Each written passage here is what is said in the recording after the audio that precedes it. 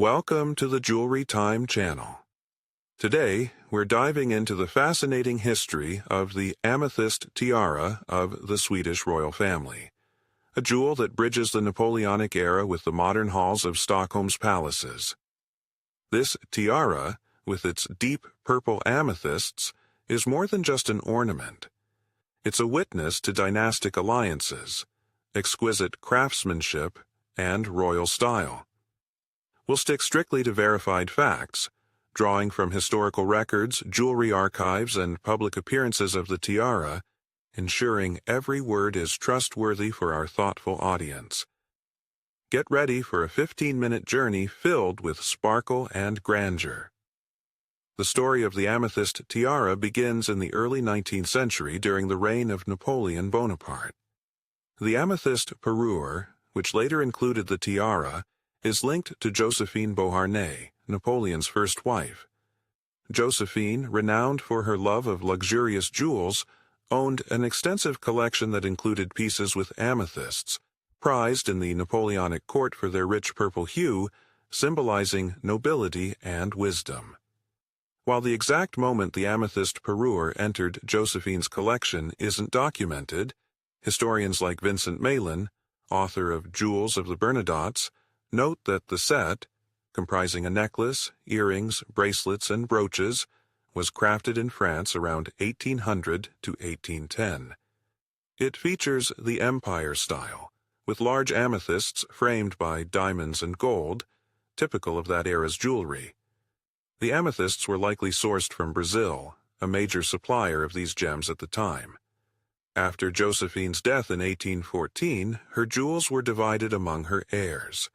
The amethyst parure passed to her granddaughter, Josephine of Leuchtenberg, daughter of Eugene Beauharnais, Josephine's son from her first marriage.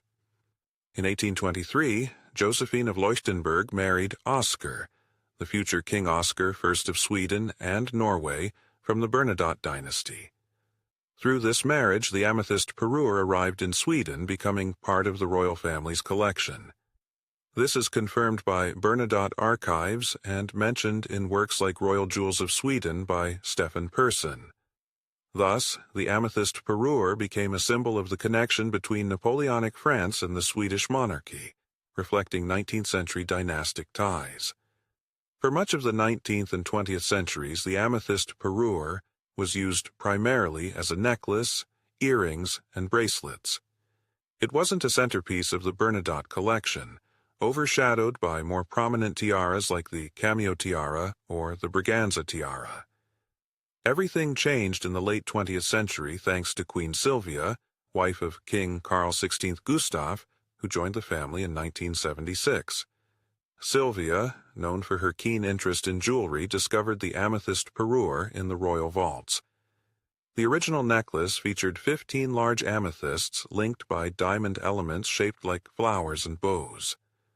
According to Swedish jewelry historian Ulla Tillander Godenhielm, Silvia spearheaded the parure's transformation in the 1980s. The necklace was disassembled and some of its elements were used to create a tiara. One amethyst section was removed and turned into a brooch, while the remaining gems were mounted on a lightweight gold frame to form a diadem. The bracelets were combined into a new necklace, preserving the set's cohesion. This rework, carried out by Swedish jewelers, the specific craftsman's name isn't recorded, made the amethyst parure more versatile for modern royal events.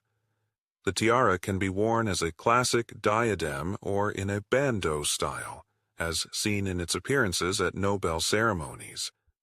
Amethysts, with their deep purple glow, carry rich symbolism. In antiquity, they were believed to protect against intoxication, and in Christian tradition they were associated with spirituality and humility, often adorning bishops' rings. By the 19th century, amethysts gained popularity in secular fashion for their rarity and aesthetic appeal. In the Swedish royal family, the amethyst tiara became a versatile piece, suitable for various occasions. Queen Silvia frequently wore it at Nobel banquets, pairing it with gowns in lilac or neutral tones.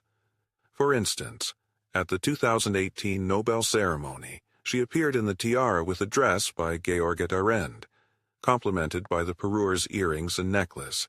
This ensemble was praised by fashion critics for its elegance and harmony. Crown Princess Victoria also regularly wears the amethyst tiara.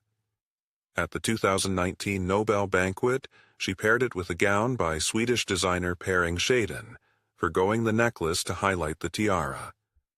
This choice showcased her ability to balance tradition with modern style. Princess Madeleine, the king's younger daughter, has worn the tiara less often, but her appearance in it at Victoria's 2010 wedding was a memorable moment. Here are some verified facts about the tiara. First, its Napoleonic style is evident in its Empire-era motifs of flowers, bows, and pendants. The diamonds framing the amethysts enhance their sparkle, a hallmark of early 19th century French jewelry. Second, the tiara's versatility allows it to be worn as a classic diadem or lower bandeau, a rare feature among Swedish tiaras, most of which have fixed forms. Third, the tiara regularly appears at Nobel ceremonies, state banquets, and other major events, worn by Queen Silvia, Crown Princess Victoria, and Princess Madeleine, as documented in photographs and reports by outlets like Svensk Damtidning. Fourth, while the exact origin of the amethysts is unknown, experts suggest they may have come from Brazil, based on historical gem trade records, though no direct evidence confirms this. Fifth, the amethyst parure remains in excellent condition, reflecting the high quality of its craftsmanship and careful storage in the royal vaults. The amethyst tiara is a frequent highlight at the Nobel ceremonies in Stockholm, which draw global attention. Its purple brilliance stands out among traditional diamond and pearl tiaras, making it a favorite for photographers. In 2022, Queen Silvia wore the tiara at the Nobel banquet with a pastel gown, a look noted by Vogue Scandinavia as a masterclass in refined style. The tiara rarely leaves Sweden, remaining part of the private royal collection, unlike pieces like Norway's emerald tiara, which are occasionally displayed publicly. This exclusivity enhances its significance, making each appearance a notable event. The Swedish royal family owns one of Europe's most impressive tiara collections, including the cameo tiara, Baden fringe, and connaught tiara. The amethyst tiara stands out for its color and adaptability. Unlike the heavy braganza tiara, reserved for highly formal occasions, the amethyst tiara is lightweight and suitable for both state banquets and less formal events. Its purple gems are a rarity among royal tiaras, which are typically adorned with diamonds, emeralds, or pearls, making it ideal for creating distinctive looks, especially for Crown Princess Victoria, who favors modern Swedish designers' gowns.